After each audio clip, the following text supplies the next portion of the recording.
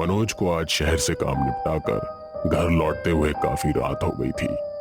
घना अंधेरा छा गया था। गांव का रास्ता पुराने कब्रिस्तान से होते हुए जाता था। वो कब्रिस्तान से कुछ आगे बढ़ा ही था कि उसे एक बूढ़ी औरत सब्जी की टोकरी लिए सड़क के किनारे बैठी दिखी। अरे ये बूढ़ी माता जी इतनी रात गए यहाँ सब्जियां बेचने के लिए क्यों बैठी हैं? काफी उम्रदराज लगती हैं। मुझे इनकी सहायता करनी चाहिए। मनोज बूढ़ी औरत की तरफ बढ़ता है।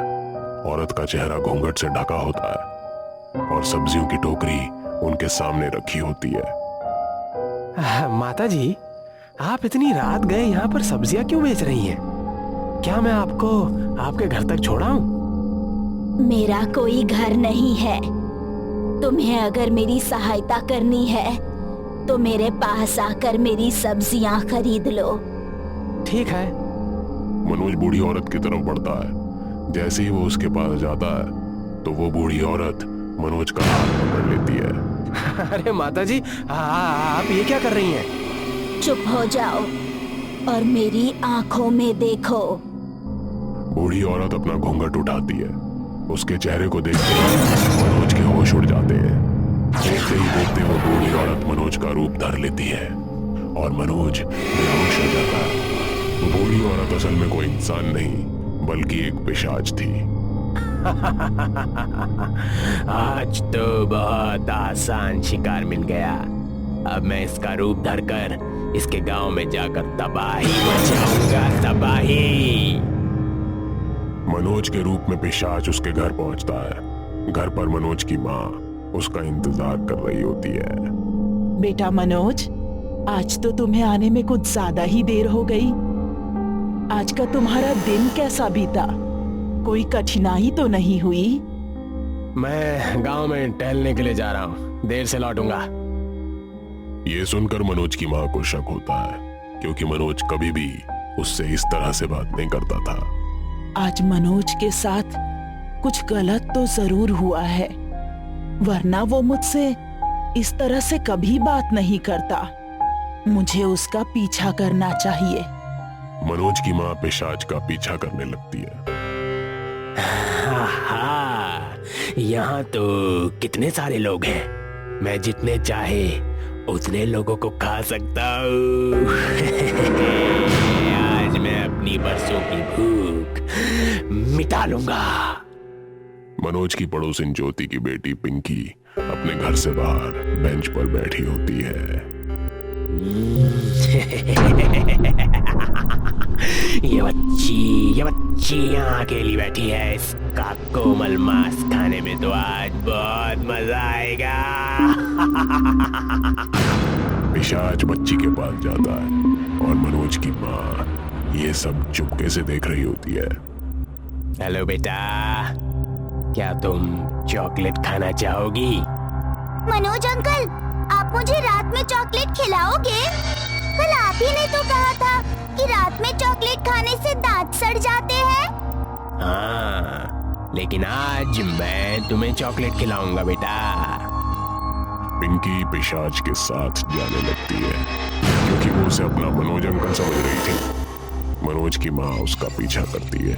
मुझे इस बच्ची को कहीं सुनसान जगह पर ले जाना चाहिए। पिशाच पिंकी को लेकर एक सुनसान पार्क में पहुंचता है। मनोज की माँ भी उनके पीछे पीछे पार्क में पहुंच जाती है। पिंकी, तुम मेरी आंखों में देखो, मैं तुम्हें जादू से चॉकलेट लाकर दिखाता हूँ। पिंकी जैसे ही पिशाच की आंखों में देखती है तो बेहोश हो जाती है। ये देखकर मनोज की माँ बहुत घबरा जाती है और चिल्ला उठती है। उसके चिल्लाने से पिशाच का ध्यान भटकता है और वो मनोज की माँ के पीछे भागता है। मनोज की माँ भागते हुए गांव पहुंचती है। बचाओ, बचाओ, मेरे बेटे के ऊपर किसी चुड़ैल का साया आ गया है। ये आंखों से देखकर लोगों को बेहोश कर रहा है। अरे अरे अरे अरे मनोज की मम्मी, ये तुम कैसी बातें कर रही हो? ये तो मनोज ही है। पिशाच मनोज की मम्मी की आंखों में देखता है और वो बेहोश हो जाती है। ये देखकर सारे गांव वाले घबरा जाते हैं। एक गांव वाला उसे पकड़ने की कोशिश करता है पर जैसे ही वो उसे छूता है तो पिशाच उस गांव वाले का रूप धर लेता है।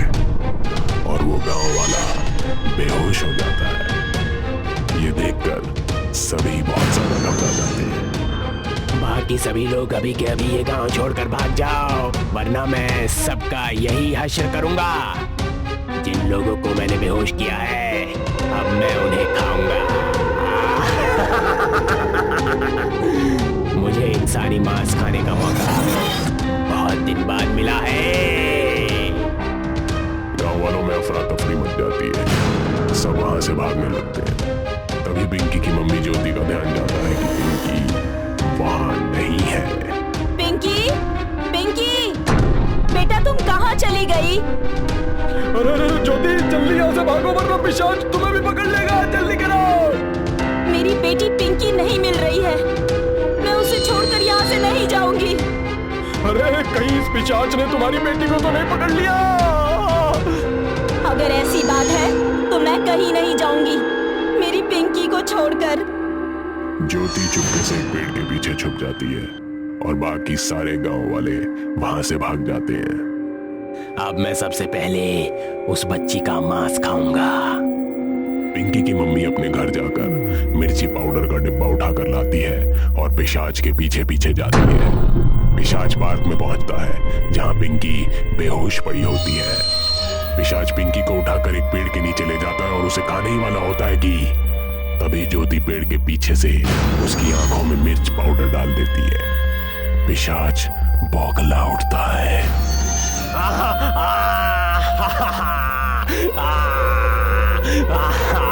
जिसने भी ये किया है उसका अंजाम अच्छा नहीं होगा।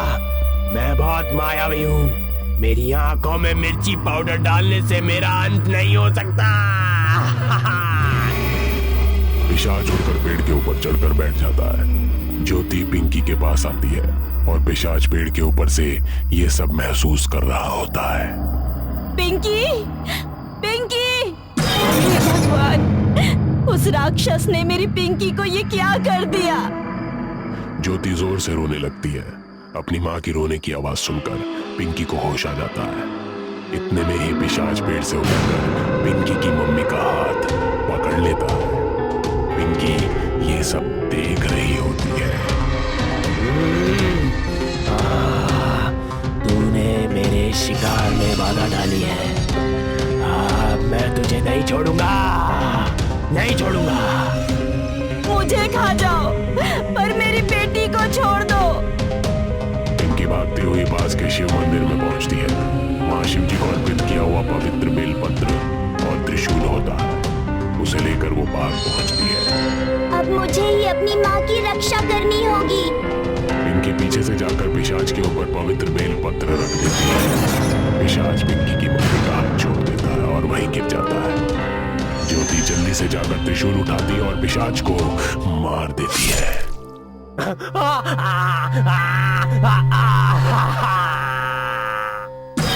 पिशाच चिल्लाता है और फिर वहीं भस्म हो जाता है। पिंकी, आज तो तुमने मेरी जान बचा ली। नहीं माँ, तुम तो मेरे लिए अपनी जान देने के लिए तैयार थी। तुम्हारी ममता ने ही इस पिशाच को मार गिराया है। चलो अब जाकर बाकी गांव वालों को ये खुशखबरी सुनाते हैं और उन्हें कह देते हैं कि वो अपने घर वापस आ सकते हैं।